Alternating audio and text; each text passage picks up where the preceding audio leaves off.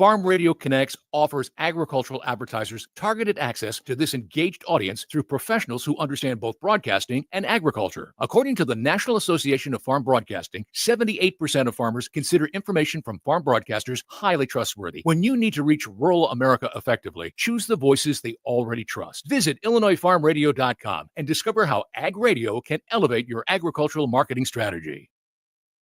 Your friend in Central Illinois, WHOW.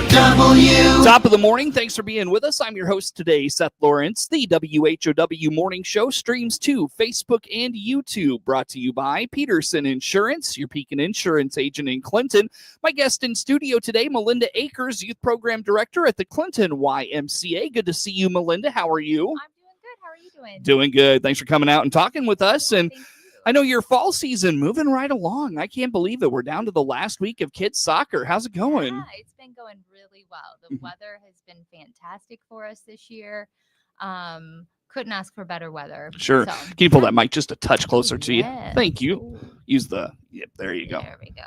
Okay. That perfect. So how did numbers turn out for youth soccer this year? Really well. This year we did something a little bit different with how we divided the age groups up, and I am loving that. We still do pre-K. We have a good group with pre-K, so it's more like a clinic driven type of practice, Teaching skills and stuff. yeah, just getting the basics down, dribbling and passing, and then shooting in the goal. And then we have been doing little scrimmages with them towards the end this last couple of weeks.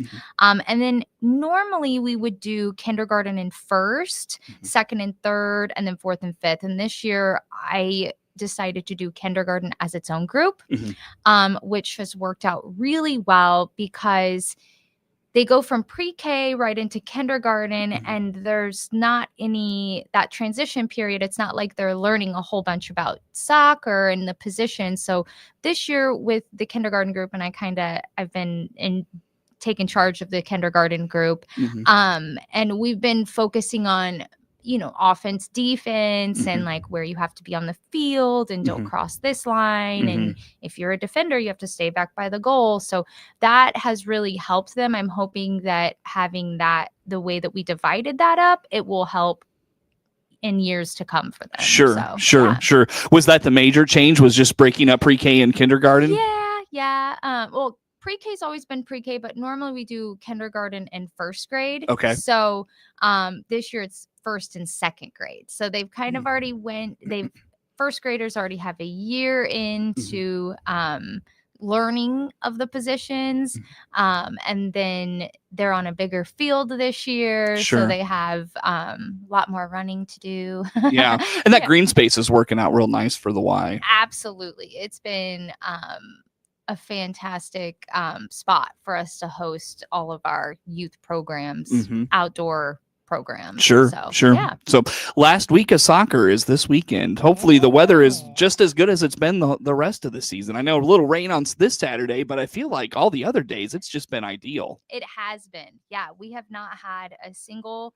Well, I take that back. There was 1 week where it randomly rained for the 3rd through 5th game, but that was the only time we've had to cancel for rain. So that's been fantastic. I'm hoping that Thursday and Saturday, just fingers crossed, no rain. Yep. We'll get our season over with, because it's we're also kind of up against it getting darker earlier for practice. So we've had to make some adjustments with our practice times on Thursdays.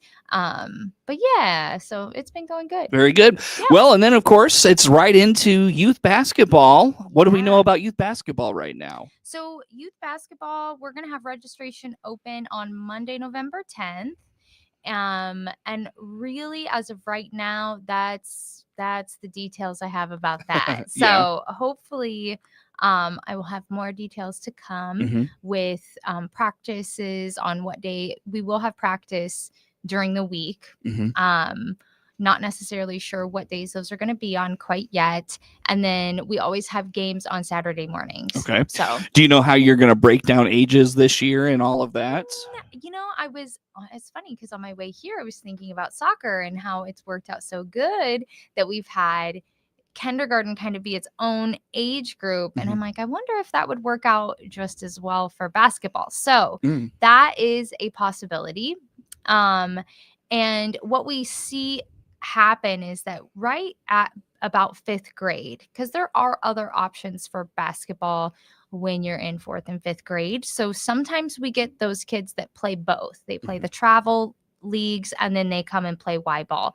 But usually by 5th grade, with those other options, we see our numbers kind of taper down a little bit. Mhm. So maybe we can do some finagling with the age groups to kind of have, you know, More bigger balance. teams. Yeah. More balance with Mhm. teams and Mhm. things like that. So Gotcha. yeah. Gotcha. Well, and I wondered that as well, if that was something Yeah. you had considered carrying over into basketball. So, but we'll wait for the details on that. And you Yeah. mentioned registration opens November 10th. Yep. Do you know the cost of basketball and all those things at the Y? Right now we have not talked about the cost yet. Okay. I'm assuming it's going to stay on par for what it was last year. So yes, right now that's kind of details to be determined. Got it. So A lot to be yep, determined with basketball, it sounds like. absolutely. We know we're going to have a season. It's going to be a great year. Yeah. And yeah. Very good. Melinda Akers is the youth program director for the Clinton YMCA in studio with us. And then, of course, the adult programming has really taken off under your stewardship, Melinda. Adult volleyball is coming up this winter. What do we know about adult volleyball right now? Yeah, we're going to have registration open for that also Monday, November 10th.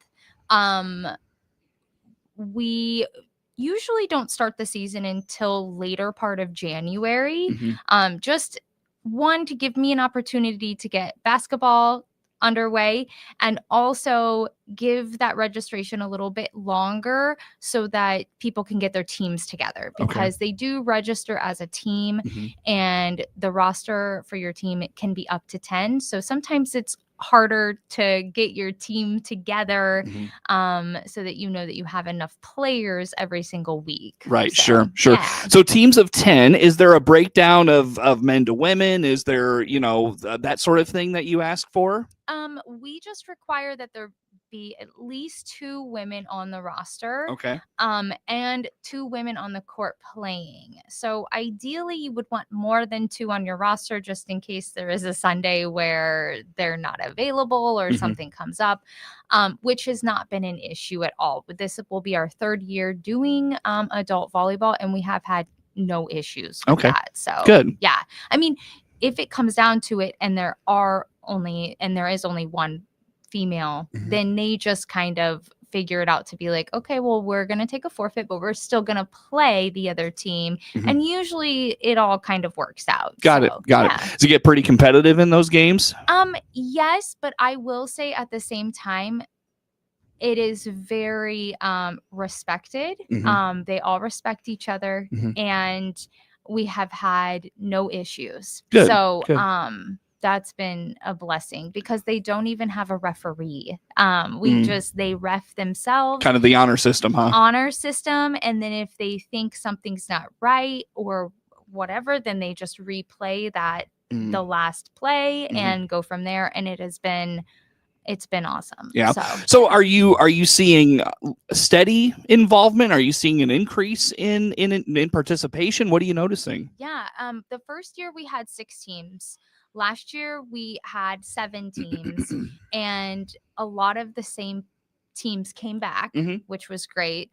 And then you could see how, most of the same teams played together, but then because they're trying to get their roster built, and have enough people, that maybe they had to divide this one team and make 2 teams to Mhm. get more people on. I So, see. yeah, That's but still fun though. yeah, and if you don't have an entire team, if you let me know, I can put your name down, because usually there is a team that registers with 7 or 8 people, but they would love to have That 9th or 10th. 9th or 10th person. Mhm. Right. And then Mhm. I usually send out, we had a situation with that last year. I made a list, and then I would reach out to the captains and say, hey, this person wants to be on a team. Mhm. would you be okay with them being on your team? And it worked out good that way too. Sure. So, Nice. yeah. Excellent. So you play on Sundays in the afternoons, right? Yep. Sundays, usually we start at 1. Last year, with there being 7 teams, it was kind of an odd number. And what do you do? So we did each week, one team would play 2 Twice, games. yeah. Yeah. And in that way, when you think about a $300 registration fee, that can be kind of pricey. If you have a team of 10, you can break that down between all 10 people. So it's really not that much. But then when you get 2 games on a Sunday, it kind of just makes it worth the money. Yeah, I'm sure. And you get that maybe once or twice a year, I'm sure. So yeah, absolutely. How long is the season? So last year we went 9 Sundays, because we do a tournament afterwards, and that I think was 2 Sundays. So it was 9 Sundays long. Yeah. And that's good value, for that $300. I mean, absolutely. Yeah. Yes. Yeah. It was great. Good. Yep. Great. Well, Melinda, again, when does adult volleyball registration open, and how do people get registered? November 10th, Monday, November 10th, and just stop by the YMCA, grab a form, or you can go to our website, Clinton Community, I think it's Clinton Comm, COMMYMCA.org, and check out the youth sports tab, and you can print off a form there. Easy enough. Very good. Melinda Akers is the youth program director, our guest in studio from the Clinton YMCA. More to come with Melinda on the morning show. WHOW. Setting gives us the chance to slow down the conversation, dig deeper into an issue, and bring in the state's best and brightest to the table. Taking Stock will still feature monthly episodes with IFB leadership, but the invite list will go beyond our Farm Bureau offices and into your community. Look for Taking Stock with the Illinois Farm Bureau wherever you listen to your favorite podcast, and subscribe. You can also find the podcast where you find all the best ag news and information at farmweeknow.com. Let's check the markets now on the RFD Radio Network. I'm Jim Taylor. Corn steady, beans higher, wheat trading steady. December corn down 1.5, 421. March corn down half a penny, 436. May corn unchanged, 445. November beans 10.28 1/4, up 8 3/4. January beans up 9 3/4, 10.46 1/2. March beans 10.16 1/4, up 9 1/2. The Illinois Emergency Management Agency has designated WHOW's many platforms on AM and FM, as well as WEZC 95.9 FM, as standby radio stations for emergency messages to be sent for severe weather, as well as for the Clinton Power Station. We also have a direct link to the National Weather Service for watches or warnings to air immediately when they're issued. Keep yourself and your family safe by tuning into the WHOW platforms on AM, FM, or streamed online, as well as on WEZC 95.9 FM. Paul Scarron, CEO of Warner Hospital and Health Services in Clinton. With October being Breast Cancer Awareness Month, our state-of-the-art 3D mammo machine can help detect early cancer. Find out details by clicking our icon at DeWittDailyNews.com. DeWittDailyNews.com is the area's leading local news source 24 hours a day, 7 days a week. Get the latest local news, obituaries, police blotter, weather forecast, and more with no paywall. Head to DeWittDailyNews.com to get the local information you need to know.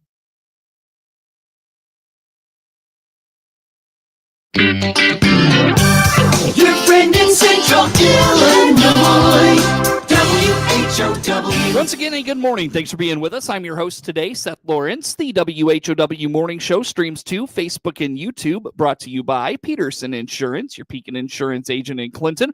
Melinda Akers is the youth program director for the Clinton YMCA, in studio with us. Melinda, we're coming up. I can't believe it. We're already getting close to being there. The Y Zone Extreme Days as the kind of holidays right around the corner. First of all, remind us, what's Y Zone Extreme? So Y Zone Extreme is a day where you can bring your kids to the Y, and Y Zone staff is there to watch them. It's 7 a.m. to 6 p.m. Those are the times that we are open. This year we're doing something just a little bit different with that. We are requiring pre-registration in order to come to the Extreme Day. this helps me staff the day to know how much staff we're going to need. Also, we're wanting to do fun things like go on field trips, or we have lots of ideas. So that's one thing that we're wanting to do. And we don't have a school bus during that time like we do with our camp season. So we take the Y vans, and there's only limited amount of space on the vans. So we are taking a max of 26 kids for registration on those days. Right. So that we can do get out of the Y. We can't go outside because it's cold. So let's get out and do something fun. There you go. And yeah. Kind of a change of pace the way it's been done in the past. Yeah, So- absolutely. A little bit of change of pace. Yeah. Which I think the kids like that. We like that because we get to get out of not saying that, I mean, the YMCA is a great place, but sometimes, it's like, oh, go to the gym or go to the tumbling room. We do utilize the pool on extreme days, but that's only for like a couple hours. So it's nice to do something where we can get out and just do some fun stuff. Sure. So you mentioned pre-register for Y Zone Extreme Days. How far in advance do you need that pre-registration? We leave the registration open for quite a while. Last registration we left open until the Saturday prior to the extreme day. Which that was for what, Labor Day? No, for Or Columbus Day? Day. Columbus Day. Yes. Okay. So that was Monday, October 13th. We left the registration open until Saturday, the 11th. Okay. At 11:30. Okay. We close at noon on Saturdays, so we just put 11:30 so that there wouldn't be, you weren't calling at last minute trying to Catch someone. Yes, Yeah, right. absolutely. Sure. Absolutely. Sure. So, Very good. yeah. Okay. So with Y Zone Extreme Days, you mentioned just trying to do something new with that. What are the dates for this year's Y Zone Extremes for the holidays, we'll say? Yeah. So our first is obviously going to be Thanksgiving. We will have an extreme day on November 26th, which is the Wednesday prior to Thanksgiving. That will be the only one for our Thanksgiving break. We've never had one on the Black Friday. Generally, it's low registration on that, or low turnout on that day. So we just do one on the Wednesday prior to.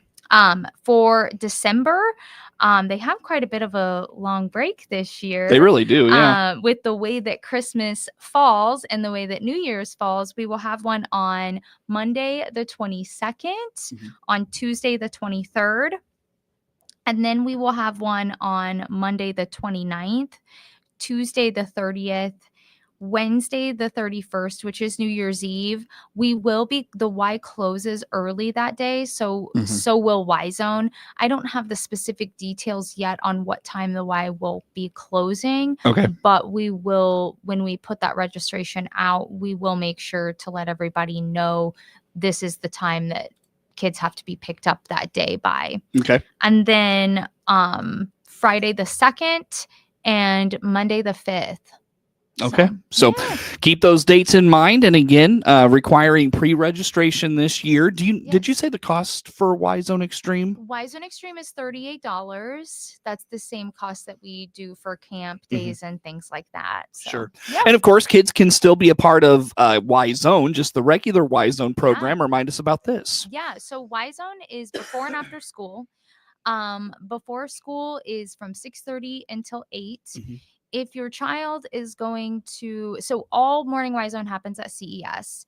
If your child attends CES, obviously they're right there in the building. But if they go to Lincoln or Douglas, they are bussed over to their schools. And then after school Y Zone, we have Douglas and Lincoln go to Lincoln School, and that's from 3 to 6. And then CES is at CES from 3 to 6. Okay. So, all right. Easy enough. Very good. Yes. Melinda, couple minutes yet still with you. Anything on Y Zone Extreme we haven't touched on? You want to put out there for us? Sure. Well, we were actually a part of the homecoming parade. I saw that. Yeah. We at first we were just gonna walk in the parade, and then we had the opportunity from Longview Bank.